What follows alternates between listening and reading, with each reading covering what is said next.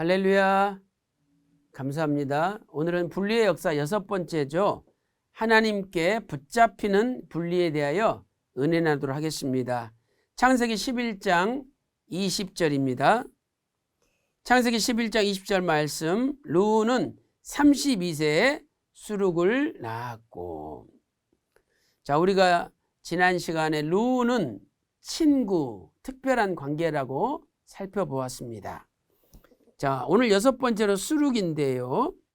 이 수룩은 히브리어로 쉐룩으로 이것은 칭칭 감는 넝쿨, 단단한 힘이라는 뜻입니다.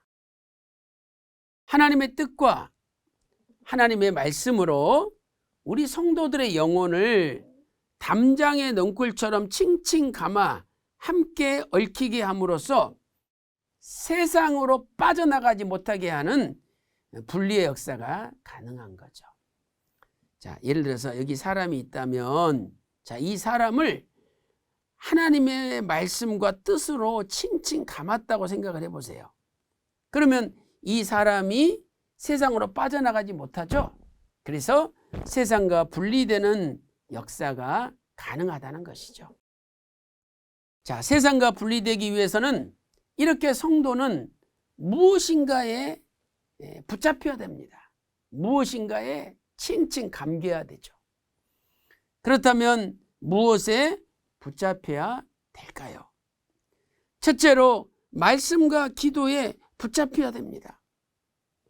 여기 사람이 있다면 이 사람을 하나님의 말씀으로 칭칭 감고 또 하나님의 기도로 칭칭 감아야 됩니다. 하나님의 기도로 칭칭 감아야 됩니다. 이렇게 말씀과 기도에 붙잡힐 때 세상과 분리가 되고 거룩한 삶을 살 수가 있습니다. 이런 의미에서 디모데전서 4장 5절 말씀 보세요. 하나님의 말씀과 기도로 거룩하여짐이니라. 이렇게 말씀하고 있습니다. 여기 길이 있는데 이렇게 웅덩이가 있다고 생각을 해보세요. 바퀴가 이렇게 적다면 웅덩이 속에 빠져버리죠. 그러나 어떤 바퀴가 이렇게 큰 바퀴가 있다라고 생각을 해보세요. 그러면 이런 구덩이는 그냥 지나가 버립니다. 그래서 우리는 말씀의 바퀴가 커야 되고 기도의 바퀴가 커야 됩니다. 요한복음 15장 7절 말씀 한번 보세요. 요한복음 15장 7절 말씀 보니까 너희가 내 안에 거하고 내 말이 너희 안에 거하면 무엇이든지 원하는 대로 구하라. 그리하면 이루리라. 자, 여기도 두 가지가 나오죠. 내 말씀이죠. 그 다음에 구하라, 기도잖아요. 이렇게 말씀과 기도로 무장할 때 무엇이든지 이루어지는 복이 있다고 성경은 말씀하고 있습니다. 오늘 또 말씀의 바퀴가 크고 기도의 바퀴가 크므로 어떤 세상에 환난의 구덩이가 있다 할지라도 다 통과하시고 또 마음에 원하는 소원대로 이루어지시기를 소망합니다. 말씀과 기도는 하나님께 붙잡히게 만드는 단단한 힘이 됩니다. 그래서 사도행전 19장 20절에도 주의 말씀이 힘이 있다라고 말씀하고 있습니다. 또 야고보서 5장 16절 보세요. 서로 기도하라. 의인의 간절한 기도는 역사하는 힘이 많으니라. 말씀도 단단한 힘이고 기도도 단단한 힘입니다. 이렇게 말씀의 힘과 기도의 힘이 강할 때 세상을 이기고 승리할 수가 있는 것입니다. 두 번째는 하나님의 사랑에 붙잡혀야 됩니다. 고린도후서 5장 14절 말씀 보세요. 그리스도의 사랑이 우리를 강권하시는도다.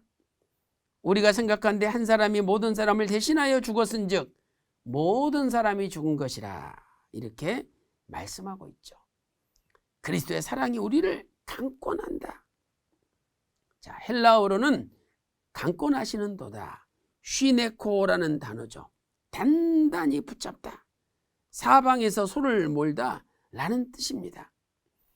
자, 이것은 그리스도의 사랑이 우리의 손목을 단단히 붙잡고 이끌어 가신다는 거죠.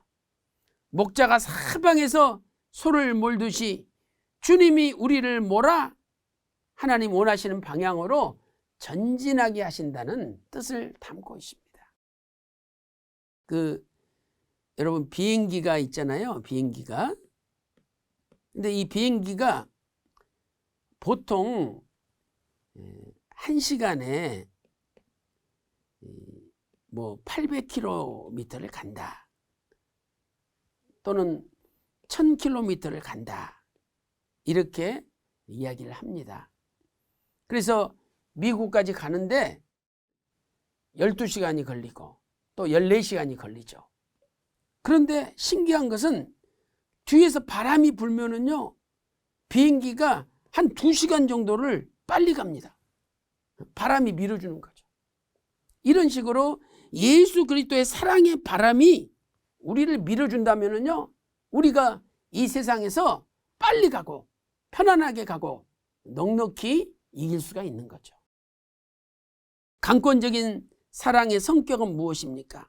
첫째로 불가항력적인 은혜죠. 이 불가항력적인 은혜라는 것은 내가 거역할 수 없는 은혜라는 거예요. 비행기 뒤에서 바람이 막 부는데 비행기가 그걸 거역할 수 있습니까? 거역할 수 없어요. 그래서 우리가 구원받은 것은 이미 하나님께서 우리를 정하시고 부르셨기 때문이죠. 로마서 8장 30절, 또 미리 정하신 그들을 또한 부르시고, 또 부르신 그들을 또한 의롭다 하시고 의롭다 하신 그들을 또한 영화롭게 하셨느니라, 이렇게 말씀하고 있습니다. 하나님이 미리 정하셨기 때문에 우리가 하나님의 부르심, 소명을 받을 수가 있는 것입니다. 위선 박아브람 목사님께서는 창세기 족보 280페이지에서 이렇게 말씀하고 있습니다. 하나님의 사랑의 고집은 세상의 그 누구도 꺾을 수 없습니다. 사도 바울은 그리스도의 사랑이 그를 꽉 붙잡고 억제하고 있기 때문에 자기 자신을 위하여 살지 않고 오직 복음 전파라는 그 어려운 성역을 힘껏 수행할 수 있었습니다. 오직 한 분 그에게 사랑을 쏟아 부어주시는 하나님이 만족하실 때까지 그분에게 집중하였던 것입니다.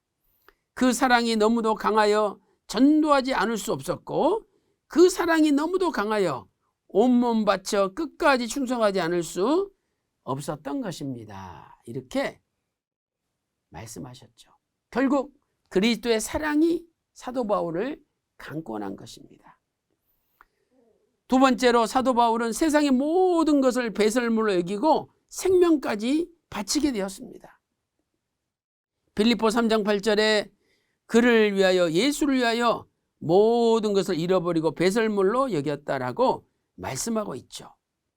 사도행전 20장 28절에 예수님께서 자기 피로 사신 교회라는 거예요. 피는 생명을 뜻하죠. 그러므로 생명을 바쳐서 교회를 사셨던 것입니다. 창세기 족보 280페이지에는 이렇게 결론을 내리고 있습니다. 참된 분리는 그리스도의 사랑에 미쳐야 가능한 것입니다. 그러면 분리의 아픔, 분리로 인한 고난, 분리로 인한 인간적 손해가 아무리 엄청날지라도 아까운 것이 없는 거죠. 그리스도의 사랑에 끌려서 살 때는 분리의 길이 순교의 길이라 해도 기쁨으로 그 길에 동참할 수 있는 것입니다. 이렇게 결론 내리고 있습니다. 오늘 하루도 분리의 길을 통해서 기쁨으로 동참하는 저와 여러분 되시기를 주님의 이름으로 축원합니다. 기도 올리겠습니다. 하나님 아버지, 그리스도의 사랑이 우리를 세상에서 분리시킵니다. 오늘도 예수 그리스도의 강권적인 사랑으로 우리를 세상과 분리시켜 주시고 우리의 모든 발걸음이 하나님 기뻐하시는 발걸음이 되게 인도하여 주시옵소서. 감사드리옵고 예수님의 이름으로 간절히 기도 올리옵나이다. 아멘.